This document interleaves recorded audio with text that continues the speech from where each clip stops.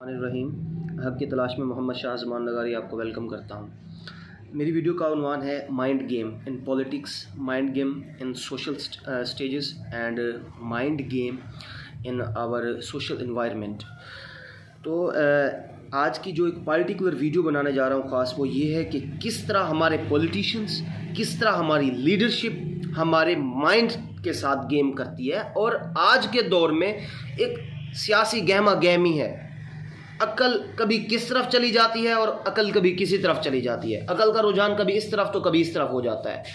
वो क्यों है? वो just because of mind game है। हमारे माइंड के साथ गेम करते हैं ये लोग। कि अब आप देखें ना, मैं आपको एग्जांपल के तौर पे देता हूँ। अगर एक पॉलिटिशियन आकर बैठ जाता है, वो फैक्ट्स पे बात कर देता है।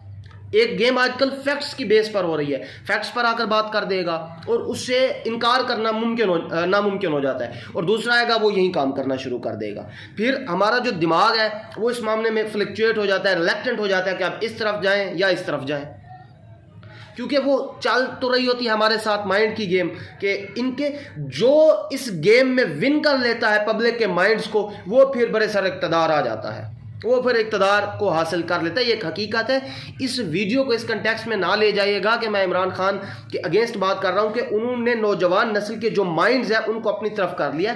कतन इस वीडियो का मकसद नहीं है।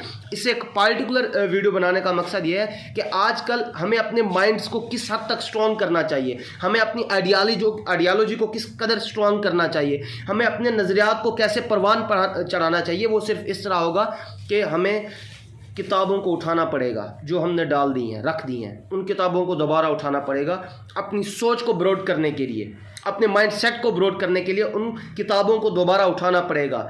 और सिर्फ अगर कोई पीटीआई का सपोर्टर है तो वो फिर उस एंकर को सुनता है जो हमेशा पीटीआई की तारीफ में लगा रहता है, और जो नून लीग का सपोर्टर है वो फिर ऐसा करेगा, जो पाकिस्तान पीपल्स पार्टी का है वो फिर ऐसा करेगा, जो फिर जमीयत उलमा इस्लाम का है वो ऐसा करेगा, जो जमात इस्लामी का है वो फिर ऐसे कर देता है, या फिर जो कोई टीएलपी के सपोर्टर्स हैं इस तरह के, वो फिर इस तरह कर देते हैं। लेकिन हक तो ये है कि इन सब को सुनना चाहिए और एनालिसिस करना चाहिए, और फिर इन सब के कैलिबर को देखना चाहिए। इन सब के कैलिबर में कौन आगे है, इन सब में एजुकेशन में, फहम में, अकल में कौन आगे है, इन सब में लीडरशिप क्वालिटीज़ किस में है। उसके बाद जाकर हमें एक सिलेक्शन करनी चाहिए। इस माइंड ऑफ गेम में इन लीडर्स को जो आजकल बने बैठे हैं, इनको विन नहीं करने देना चाहिए कि वो हमारे माइंड्स को विन कर दें सिर्फ अपनी एक स्किल्स की बुनियाद पर। हाँ, अब हमें उनको इस गेम, वो हमारे साथ गेम करते हैं माइंड ऑफ गेम, अब हमें उनके माइंड के साथ गेम करनी पड़ेगी। अब हमें उनके साथ इस तरह गेम करनी पड़ेगी कि उनके जो कैलिबर है उनका अब मवाजना करना पड़ेगा, उनकी जो एजुकेशन है मवाजना करना पड़ेगा, उन्होंने जो मुल्क के लिए खिदमात दी हैं उसका मवाजना करना पड़ेगा, वो बाहर किस तरह इंटरेक्ट करते हैं उस चीज़ का हमें मवाजना करना पड़ेगा। और इस माइंड ऑफ गेम में ये तो हमें अपनी तरफ अट्रैक्ट करते हैं, हमें इनको शिकस्त देनी होगी। अब ये सिर्फ हमारे माइंड्स को अपनी तरफ अट्रैक्ट करते हैं, फिर ये झूठे लॉजिक दें या झूठे फैक्ट्स बयान कर दें, ये फिर हर बार इस्तेमाल कर लेते हैं, इसमें कोई दूसरी राय नहीं है। तो अब माइंड ऑफ गेम में ये है कि जो जिस कदर माइंड्स को विन कर लेता है वो बरसर इक़्तिदार आ जाता है, और सच्चा भी झूठा लगने लग जाता है। ये एक हकीकत है।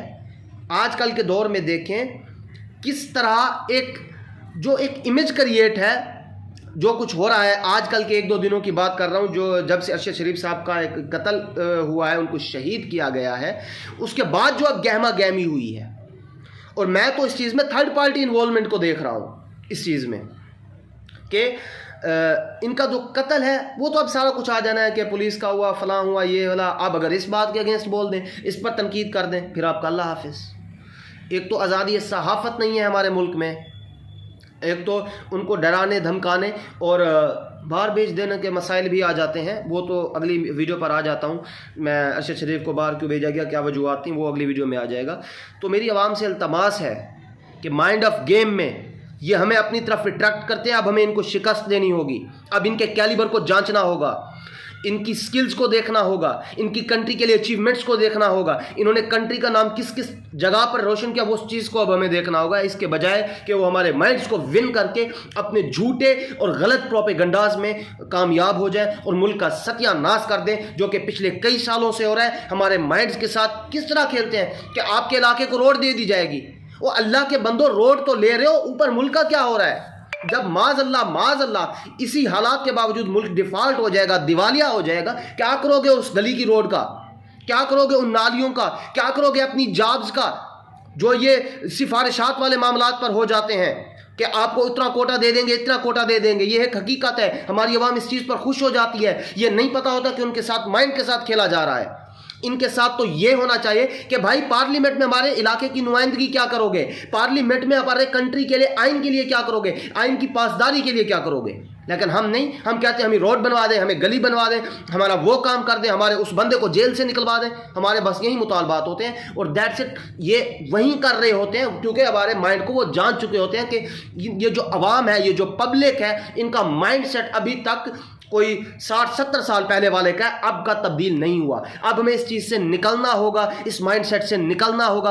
अब हमें मुल्क को रिप्रेजेंट करने वाले को देखना होगा, जिसकी एक पर्सनैलिटी में वो कैलिबर हो। जब सामने वाला सामने आए तो उसको दिखा सके कि पर्सनैलिटी मैन आ रहा है, इसके सामने नहीं चलेगी। तो आखिर में मेरा आवाम से इल्तमास है कि माइंडसेट ऑफ गेम के बारे में जो आजकल चल रहा है, आपका इसके बारे में क्या ख्याल है? वस्सलाम।